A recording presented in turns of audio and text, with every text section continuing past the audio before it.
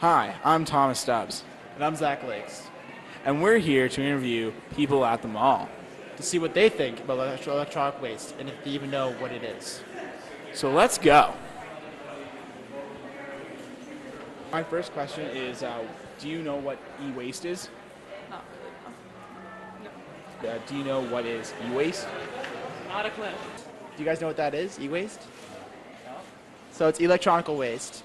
So it's all items that you have, like your computer, your iPhone, like stuff like that. Do you know what e-waste is? Nope. Okay, well, e-waste is like your cell phones and computers that are being thrown away non-environmentally friendly. So they're just being left in the dump or left downstairs in someone's basement. So just out of curiosity, how many electronics do you think your family have bought this year? None. None? Nine?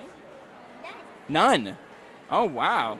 So do you know if they've thrown away any electronic waste? Nope. No. Oh, okay. Well, thank you very much. That was the only questions that we had. So thank you for participating. Bye-bye. How many electronic products do you think you've bought this year? Probably 10.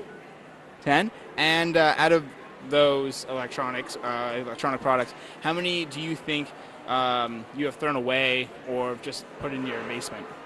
Probably 2. How many electronic waste products do you think you've thrown away over the last year? I probably got 6 up and out on the deck. I Yeah? can't get my husband to test. I'm ready to heave him to the bottle depot before he tests them. In my closet.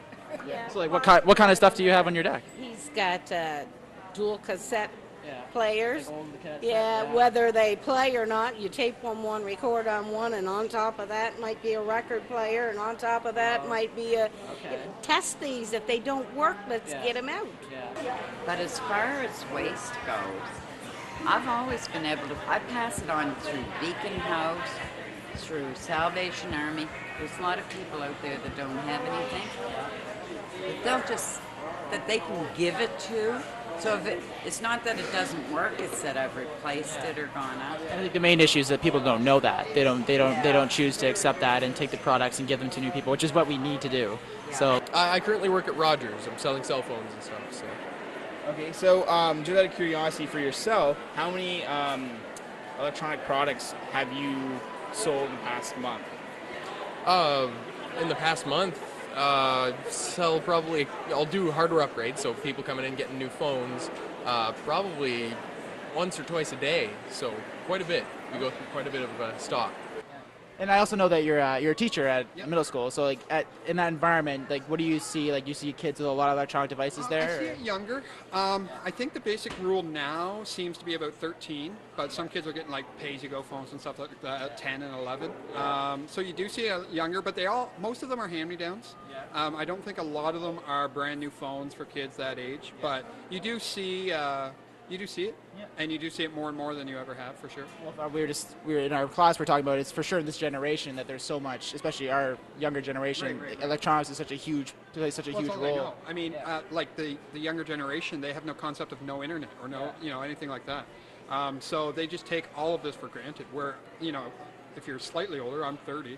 I appreciate it. I remember not having it. So and it was a good portion of my life not having high-speed internet, not having instant information and access all the time. So And we find that really interesting because in our class we learned about technological somnambulism, right. which is sleepwalking with technology. Yeah, absolutely. And that's a major part in our class. What we're learning is that at such a young age, when they're influenced with technology so young, Right. that they just accept it completely into their lifestyle at such a young age. Well, I remember even being a teenager myself and walking around with a Walkman or a Discman and just kind of thinking of the disconnect between myself and everything around me, and still doing it to this day.